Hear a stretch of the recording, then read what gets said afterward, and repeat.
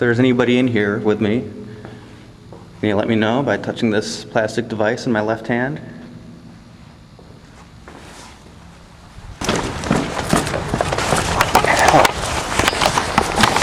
Alright, so even I can get a little spooked. In this installment of What's Your Ghost Story, I head out east to see the stomping grounds of the Bunny Man, and check out the places that Edgar Allan Poe haunted in life and after death.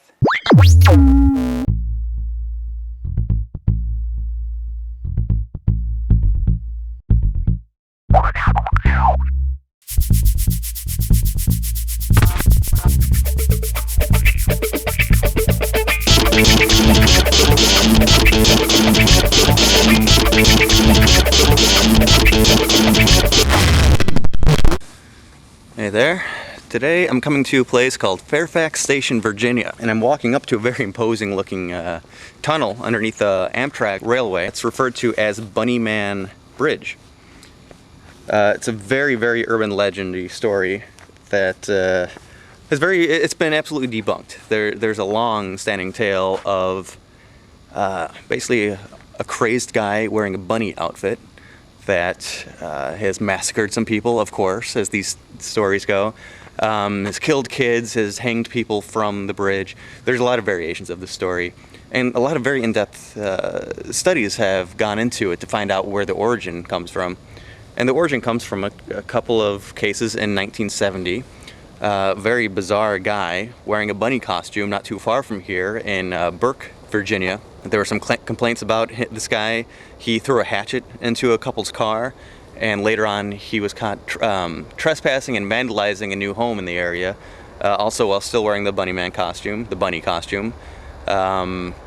That time he was using an axe, and we have an Amtrak that's about to go over top. So you can kind of see where it would come from. A very bizarre character wearing a bunny costume. One story involves a hatchet, another involves an axe. You could make some stories out of it, and I don't really know how it got associated with this location, because the place where the Bunny Man, quote unquote, was actually seen, not too far from here, but nothing that tied it to a tunnel, a railway, or Fairfax Station. But the story is associated with this location now. People consider it a very creepy location, which I can give them that, absolutely. I don't think there's any hard evidence of any ghost stories associated with it, but still, we'll check it out. They've talked about this on a couple of World's Scariest Places type TV shows. I later found out that there was a third Bunny Man sighting around the same time. A man searching for his runaway cat found his pet in the clutches of the Bunny Man. The Bunny Man was eating his pet. As crazy as this sounds, this is a true story that was reported by the Washington Post. The Bunny Man has become a legend, and for years people have been coming to the site full of fear. Now, is there a chance these scores of people are leaving some sort of a fearful psychic residue behind?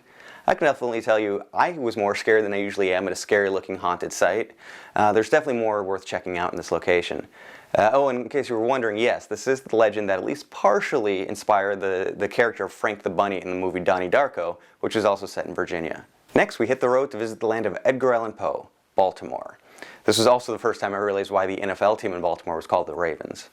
On our way up, a sign caught our eye. It was for the home of Dr. Mudd. This is the home where a man helped another man in desperate need of urgent medical care. Little did he know it at the time, but he was helping the man who had just shot Lincoln. There are ghost stories associated with this site as well, but for one, it was closed, and two, it is covered so well in TV shows like Decoded and Ghost Hunters. Yeah, tired of the looping footage yet? Finally, we reached the house of Edgar Allan Poe in the Baltimore neighborhood of Poppleton. Could you be more Englishy, New England? According to research we've done, people have seen doors and windows open and close through the house, and a flickering light, maybe a candle, is seen passing from window to window from observers outside, including police officers. Sadly, we were unable to enter the building as the funding to the house was cut.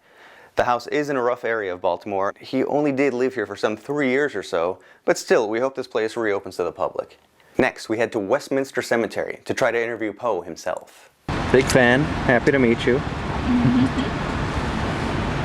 If you're here with us now, let me know by just touching this device in my left hand. It'll just let me know that you're here. I'm sure you've seen this before from other people.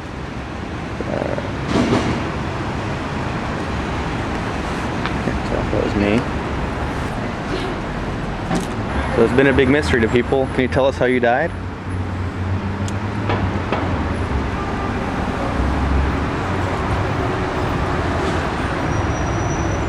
We were just over at your house, which is boarded up now, closed off to the public. Is that the way you'd like it? Or would you like for people to be able to come in there? This cemetery, which also contains a Presbyterian church, was established in 1786. This is one of the few times when an incredibly historic cemetery has more ghost stories than history. Yes, people claim to have even communicated with Poe's ghost, especially around his birthday, but other tales include the legend of Leona Wellesley, a crazed person from a nearby asylum who was buried still wearing a straitjacket. To this day, people feel her presence and hear her wild laughter. There's also the story of the Screaming Skull of Cambridge. The skull of a murdered minister screamed so frequently that it was gagged, then encased in cement before being buried here. As crazy as this story sounds, it's actually on par with the story of the screaming mummies in the Field Museum in Chicago. Google that. Have you heard the Screaming Skull? Or do you have any other ghost stories of your own from Westminister Cemetery? Leave it in the comments below. And we headed to Old Town Baltimore to make one more Poe stop. A tavern with the coolest name ever, the Horse You Came In On. This is allegedly the last place Poe was seen alive before he was found incoherently wandering the streets of Baltimore. He died a few days later, never able to tell anyone what happened to him. The bar is haunted in the typical ways you hear of a place being haunted, but the fact that it is Edgar Allan Poe, one of the great horror writers of our country, and the fact that his death is so shrouded in mystery really makes this a hotspot for paranormal investigators, and makes it a must-see paranormal location. Hopefully one day an investigator will grab an EVP that can help solve the mystery of Poe's death. Until then, we'll be back on the road. We've got great videos coming up from the Gettysburg battlefield and from the desert just outside of Las Vegas. Want to see Haunted Los Angeles? We have better than a video. Come out and I'll take you on a tour myself. Visit lahauntings.com to make your reservation today. So I'll see you on the tour and I'll see you at the Chicago Ghost Conference. Until then, I always want to know, what's your ghost story?